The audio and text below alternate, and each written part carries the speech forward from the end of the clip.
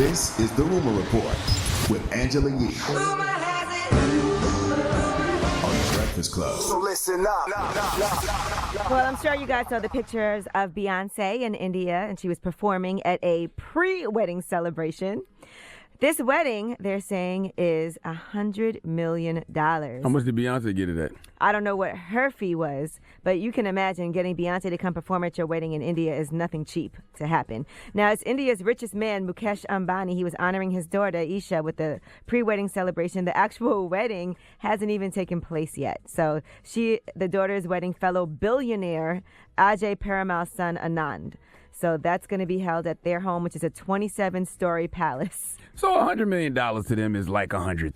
Yeah, basically. a couple of billionaires linking Pretty up. much. Still a waste of money, though. What? To get $100 married? million pre-wedding? To get married? I mean, if you got it, they want to celebrate. Man, the wedding is 30 minutes at the most. So they want to do. celebrate it. Their families do donate a lot of money as well. They donate a lot of food, a lot of money, and all That's of a that. donation. So. $100 million wedding is a donation. They Yeah. got it. They want to have it. They can have it. That means no divorce is even Nope. remotely in the picture Not at at all. all. Not All at right, all. that's what the prenup says. No divorce. No, none. Well, now let's talk about Marriage Bootcamp, HipHop edition. That is coming to WeTV, and that comes on January 10th. Now, some of the people on the show include Soulja Boy and Nia Riley, Waka and Tammy, Lil Mo and Carl Dargan, Jessica Dime and Sean Williams, and Little Fizz and Tiffany Campbell.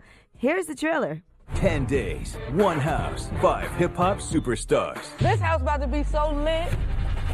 They live their lives in the spotlight, in the hardcore world of hip-hop. People are accusing Waka of cheating. The stakes are high. They don't know how inconsistent your ass is. Yo, shut the up. Don't try and kill yourself this time, okay? And the emotions run I just felt like I gave up. even higher. It's a stress blunt. I'm not worried about you going anywhere. You should be worried. I hope you find whatever you're looking for. It's over. See, that's why you can't try to kill yourself in front of people, because people have zero empathy and then they try to use it against you later on in life. That was Nia Riley talking to Soulja Boy. How by you the going to way. do that? You supposed to be my wife, my boo. My wife would never do that, though. Come on, Nah, man. she's not going to get that low. Don't try to kill yourself. Well, they're that not bad. married, but Hey, we some of never them are will just be. couples. Nah, never will With this be. kind of attitude, Nia. Well, it sounds explosive. All right, now I'll watch it, Selena, the series is going to be coming to Netflix. The family is actually producing it. They said Selena will always have a lasting place in music history, and we feel great responsibility to do justice to her memory. With this series, viewers will finally get the full history of Selena, our family, and the impact she has had on all of our lives. Now, for those who don't know, who is Selena? A bitty bitty bamba. She's a huge superstar that was actually shot and killed by the woman who managed her fan club after they found out she was embezzling money. So You said a bitty bitty bamba? that was a song. A bitty bitty bamba. You don't know that song? Oh, I thought that was a thing. I just thought a bitty bitty bomba was a. That's the song everybody That's what she knows was. that they always sing by Selena. Got you. J-Lo played J-Lo her played in the her movie. in the in the movie as well. I used to think J-Lo was Selena for a long time.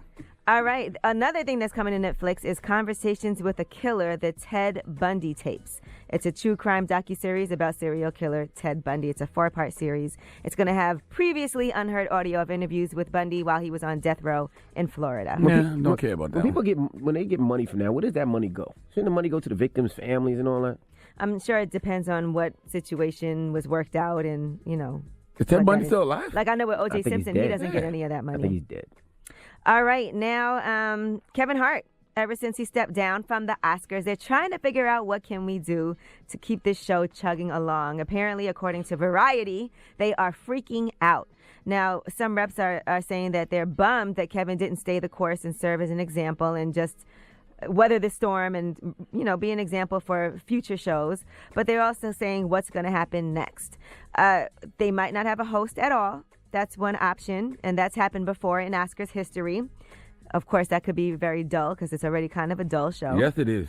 Or they could do some type of Saturday Night Live style cluster, is what they call it, and get different stars to come through to keep the show moving along. It's also not a well-paid gig, so I think a lot of people feel like it's not worth it. It's $15,000, I think, is what they get paid, and it's not like it really does anything, you know, for you. So with all of the vetting and things like that going on, some people feel like it's not worth it. Exactly. Oscars, that's your problem. I don't give a damn about the Oscars. I can take it or leave it. But who actually would want to host that gig when they're going to go through your life as if you just became the president of the United States of America, and they're going to hold the president of the United States of America to less of a standard, and they're going to hold the Oscar host.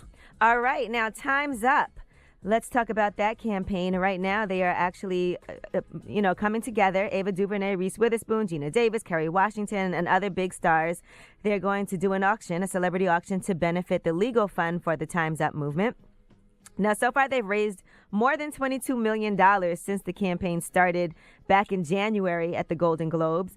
But some of the things they'll be auctioning off: an opportunity to attend a post-production session with Ava DuVernay on her Netflix miniseries Central Park 5. Could be also a coffee date with Gina Davis and a meet and greet with Reese Witherspoon at the Big Little Lies Season 2 premiere, or Kerry Washington at her Broadway show American Son. So that auction is going down. I'll take the Broadway tickets, and I'll take being on set with Ava.